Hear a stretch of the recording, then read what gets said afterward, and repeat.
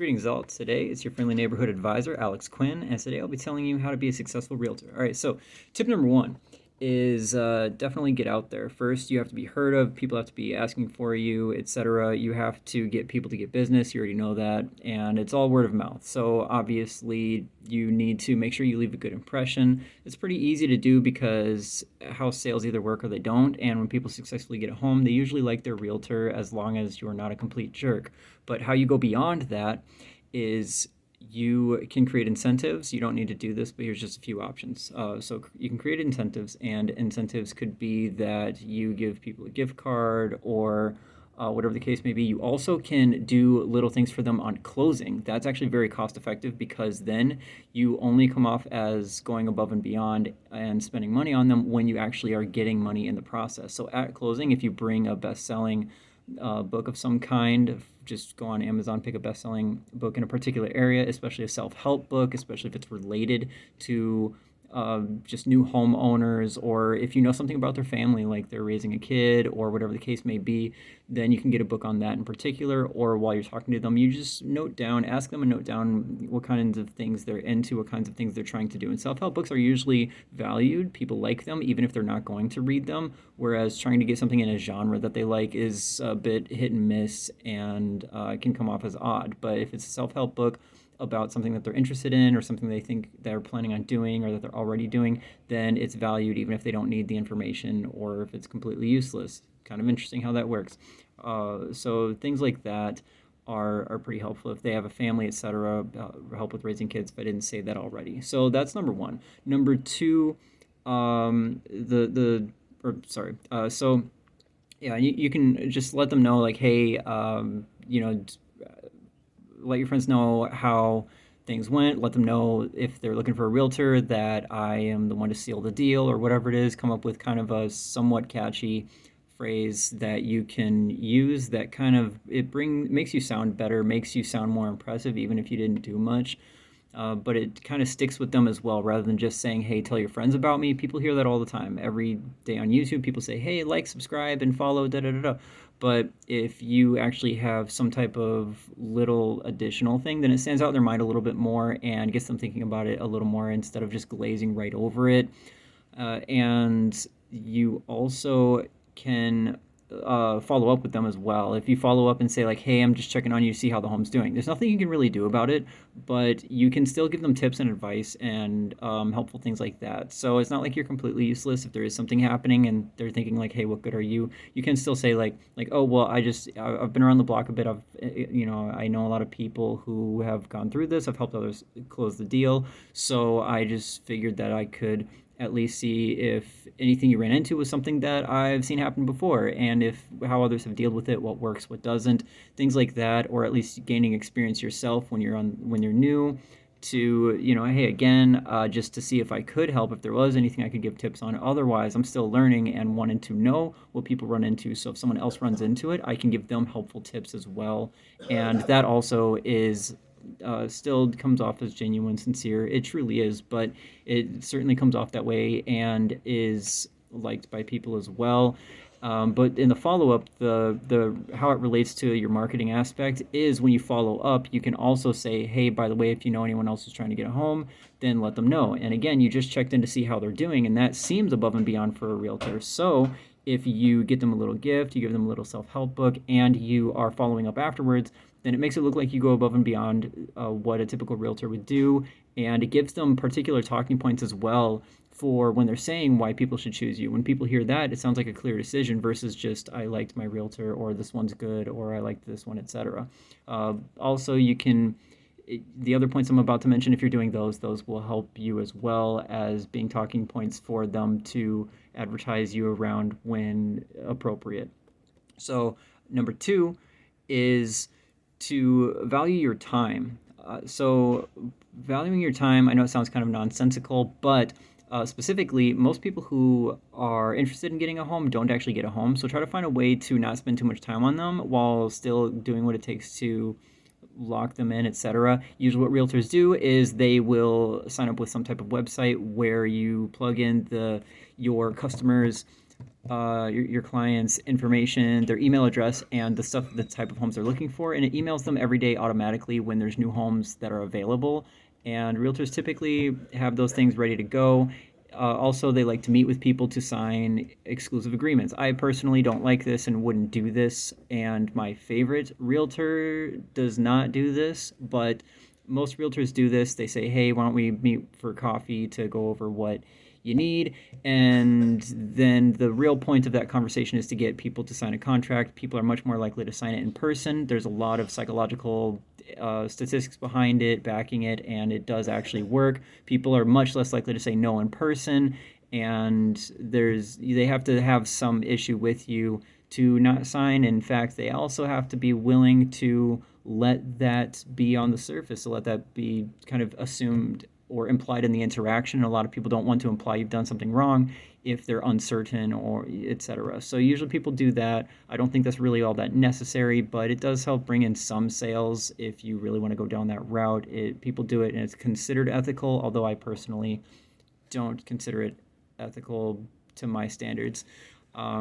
I think a non-exclusive agreement works just fine. In fact, the best realtors that I know of don't need to do that to get their sales. They truly just get it from word of mouth and doing a good job, and also from venturing off into other investment endeavors. So I recommend trying that instead. If you need an additional boost and you need to resort to that, it's up to you. It's generally deemed ethical, but I recommend finding a way to level up and find a way that you can do much better, go above and beyond that, where you're not relying on some trick to make your living, where it's not that fragile. You're just impressive enough on your own. Part of this valuing your time is, in fact, if you skipped that part of the process, or if you turned it to an e-sign agreement instead, then it would make your time more valuable. But why valuing your time is so important is because most people like to do what's called kicking the tires. They like to look around and they don't actually have what they need. The next step for a realtor after getting someone to receive those emails is they tell the person to go and find a lender. They should actually find a lender before they go to a realtor, but realtors don't like to say that because they like to lock people into the agreements. Try to have a solid lender, one that you know, like, and that has good reviews, etc., so that you can recommend them to the people, because how the lender treats them, it will be a direct reflection on you and your options. You also can sign up with a lender to get an agreement for them to pass back some funds to you when people do uh, use them for closing, etc. And same for other things that you recommend, other services, other people that you recommend. So you can get deals that way. I don't like to do that unless I can get it, unless I would choose that person otherwise, because I would rather just have a solid person. I would feel terrible if I recommended someone who is not the best, of poor taste. So I recommend finding someone solid and then seeing if they will strike a deal. And if they won't strike a deal, then just do the best thing for the people who are signing up with you. Again, word of mouth is where you're going to get your future business, and your business is not going to do that well if you have no word of mouth and you're getting good deals from these recommendations. Your business will stop. You need to have future income incoming, and when a realtor does well, they have more clients than they can handle, and they usually pass it off to the people that they're training in as realtors and they give them a cut. So then you get a percentage of what they get, and that's a great way to branch out and do well. Is just build your word of mouth and get more money from that path. But anyway, so I recommend finding some solid people, or just look up on Google Maps some in the area that don't have a low amount of reviews and are relatively high compared to other businesses in the same industry. Anyway, so once you have your solid base down for who you're going to recommend, have them go to their lender, and if they once they get approved with their lender, then you can put time into them because they're approved. They want a home, they're probably going to get one. If they aren't approved, then that falls into probably a majority of people, depending on the area that you're in and the type of people that are being sent to you. And if they're not approved, then try not to spend too much time on them. You can do what's needed to keep them going, give them coaching tips, etc. But then I guess avoid phone conversations with them, and unless you're good at keeping it quick, and just try to give emails and helpful tips that way, and have lots of templates to copy paste for whatever it is that they do need, so you can have the steps in like a nice, simple, reasonable format to give them, and you can find plenty of those online as well for how to go about this, how to go about that, etc. Basically, if they Googled it, but your own version that seems to be simple and universally understandable to a typical person. So I recommend doing that. And then if someone is approved, then go ahead, view plenty of homes with them. Even if it seems like it's a time waste, just keep going with it because typically there's maybe one person out of like 100 where that will happen. And so don't worry about it. And that person usually signs anyway, at least from my experience. This is a bit anecdotal, so you can judge for yourself and you can cut them off if you want. I personally wouldn't unless I saw evidence that it was, if it started building up, if it builds up to like two people that have been ongoing for like a year or two people at a time that have just been looking at a bunch, or if I'm running out of time and I have to cut somebody, then I would start considering changing that balance. But until I see that, I would just kind of take the good with the bad. It's all a gamble anyway if you take anyone out. So I don't know. I guess I just feel like if I decide I'm going to be the realtor, that I would want to provide the full service that I implied, regardless of if it went a little bit beyond what I expected. So it's up to you to find a balance, and I do also acknowledge that there's a balance somewhere. At some point, it is kind of ridiculous. It is just a waste of your time, and they are being a bit disrespectful to your own resources, kind of just kicking the tires at your expense.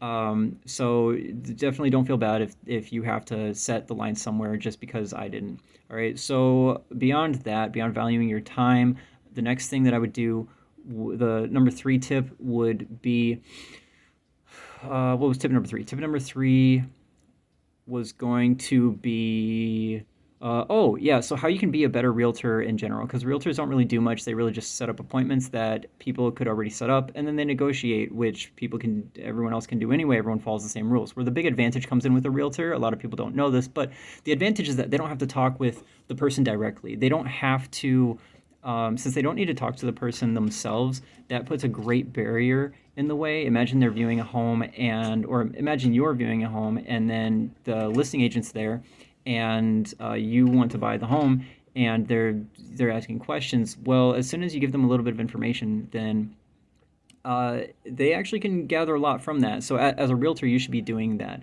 You should be. Tip three was actually supposed to be using your experience, but to serve two different points for the most part. Point number one is once you get used to people who buy and sell, you'll get used to if someone has kids, they're more likely to do this, or if they're in certain situations, they're more likely to do this, or if they take this action, they're more likely to do this. At first, I didn't like it, but it actually showed to be very, very, very consistent and predictable, where you can tell how someone is buying, selling, how long something's been on the market, how they're going about things, whether or not kind of what's going on behind it. Do they usually close fast? Do they not usually close fast, etc. You don't need to understand why, but the symptoms in that market do typically lead to predictable results. So if you go in, just kind of learn that, gain your experience, figure out what kind of situation you are in, and then number two, along with the experience, really focus on trying to get better at negotiating, because negotiating is the only thing you can do to truly get better as a realtor, unless you're failing or falling short on the other basic requirements that are needed for people, such as like getting word of mouth out there, responding quickly enough, etc. So how you get better at negotiating? There's actually quite a few tactics. I think that you should look that up. I think it's a topic on its own, but I can give you a little bit of help there. Just think about very clearly what you can and can't do in each particular negotiation. Some have a little bit of different rules, like you can only provide your highest and best offer and you can't really wiggle around a bit. But for example, there's nothing wrong with asking questions. Questions are pretty powerful things because they're hypothetical. You're not breaking the rules. You're not really doing anything. You're really just posing a question. So how you can do this is if someone puts in an offer and it is not accepted, you can actually say, or if they're supposed to put in more and they're not the highest bid and they're allowed to rebid, then you can't really ask, hey, what's a good price? They don't normally tell you what the highest is because then you might go $1 over, and they don't want that. They want more money. That's what they're supposed to do.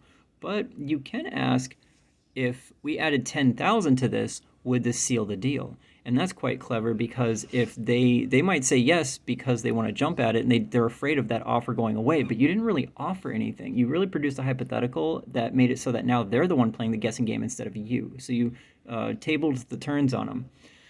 Anyway, so those are my 3.5 tips, I suppose. So to summarize, just do things to make yourself stand out, follow up with them, remind them that you want them to tell their friends about you, or maybe even come up with some reward program if they put up on Facebook or put some post saying like, hey, yeah, this guy's amazing, or gal, whatever the case may be. Uh, Number two was value your time. Keep in mind a lot of people kick tires, and figure out how to be the most efficient so you can respond to a bunch of people. And when you get overloaded, try to bring in someone to train, and then you just take a percentage of whatever you pass off to them, and you pass them the less likely people are the people looking at getting cheaper homes where you get a lower dollar amount benefit from it. Or maybe customers that are not repeat customers you're not sure about, or you're just too busy. You got too much to handle that day. You're already booked, so then they get the remaining ones, etc. Number three is use your experience to figure out how things go so that you can get it makes you better at negotiating and understanding what you can and can't do in those situations, and figuring out kind of what's going on, what's worth your time, and how to get deals closed and sealed, and also gets you better at making connections as well in various ways. And then number 3.5 would be to get better at negotiating and figure out, just be clear about what you can and can't do, because once you understand what you can't do, then the rest of the world is open to you. And usually a question is a good way to get around those rules that seem like they're quite limiting. Anyway, those are my tips for the day. I hope they help out somebody. Take care and have a great day.